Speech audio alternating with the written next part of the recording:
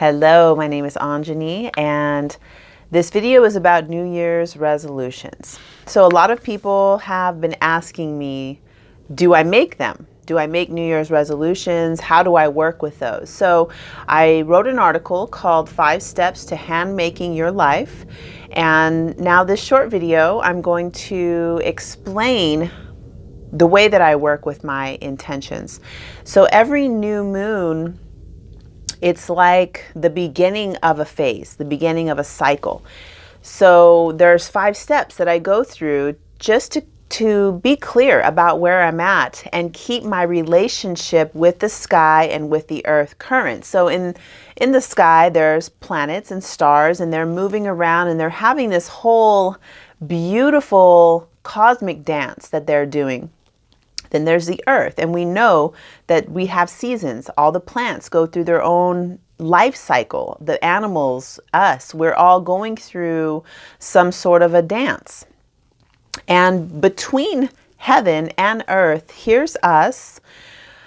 We can use the information from above and use the information from the earth to be in harmony, creating with all the tools that we have. So at the new moon, this new moon we're having upcoming is January 5th, 2019 at 5:28 p.m. Pacific Standard Time. So this is the map of the sky at the exact moment of the new moon. So this gives some really good ideas about what is cosmically happening. Like, we all feel it when people come in to get body work or hire me for a reading. There's a certain temperature. I've noticed this my whole time doing the healing arts, that there's a theme for that week, for that day. Everybody's sort of feeling the same things. And then it's within the context of their life, their personal initiation cycle, whatever it is that is unique to them, but there's an overarching theme. So being able to work with that theme is invaluable. If I couldn't do anything else, if that was all I had to work with, was connecting with the sky and my dreams and the plants on earth and the animals, that's all I would really need.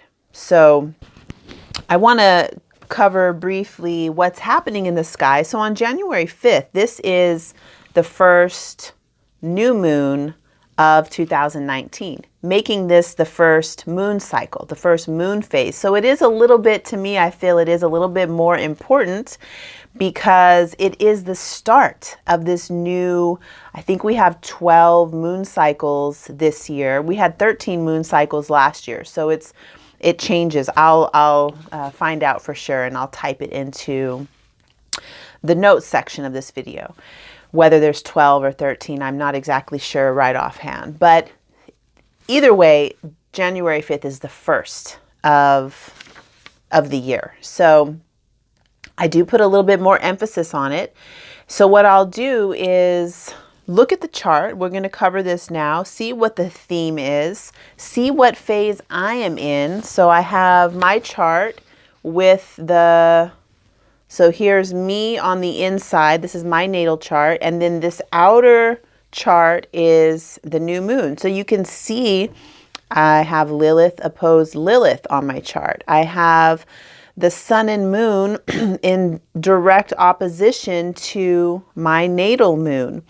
The ascendant and the north node are on my moon and Jupiter. So you can see there's so much more information that I can get by looking at what phase and cycle I am in relationship with what season or what things are happening in the sky. So I'll look at that, and then allowing the creation to happen. You can read about that in the article, because I feel like the way that we set intentions is very linear thinking. It's very masculine based, very results and logic. And there is not much space for the void, for the vastness of the empty space. The empty space is where all things are created. Every child that's ever been born was a seed planted in a dark womb, and from that void, that's where the beauty grows. But we're not comfortable with that, and we're very disconnected from that. So we just sit and write out all these intentions and all these ideas that we have. And most of the time, it's totally fruitless.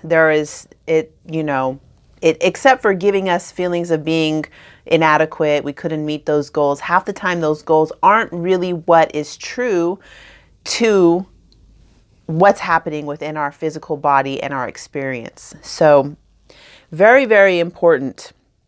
Getting comfortable in the darkness, listening to your dreams, being able to take time out where you're not just drilling away and thinking hard and getting stuff done, that you're actually just opening up to receive the wisdom that is already within your physical body, within nature, in that dark void space that most people are really uncomfortable in. So the main exciting thing that I see here is Uranus, who is at 28 degrees of Aries, making a square to the North Node and to the South Node. And this is extra interesting because at the moment of the new moon, the North Node is with the Ascendant. So it, to me, feels very progressive, very like destiny. This is such a great time to really sit down and write out what it is you want, or even just sitting at that time. I shouldn't say write it out, because at this exact time when the North Node is going to be on the Ascendant at the moment of the exact Sun-Moon conjunction, being able to just sit in it and feel, allow the energy to wash over your body. If there is going to be a moment that you're going to just be, let it be around the exact time of the new moon. And you can do the writing afterwards. I keep journals all the way around my bed. I keep them at my office. They're with me all the time, because in the moments of doing nothing, being still, so much wisdom comes in. So there you go. So this is, I think I can just end the reading on this. And because North Node on the Ascendant, now that's square to Uranus, Uranus is known as a change agent. It's electrifying. It wants to change and transform through sudden jolts. This is where we shift our assemblage point. We let go of what we were holding, our basket of eggs, all of our eggs in one basket. We trip, the eggs go everywhere. We're left with nothing but this emptiness, and everything shifts, everything changes. We have to either, like, whoop, look, there we go. There's nothing. So I have everything. That's, my perspective. But basic thing I'm saying is that Uranus wants to change your mind. It wants to change the way that we perceive normal, what we perceive as normal. And then over here, you can see that there is making, oh my God.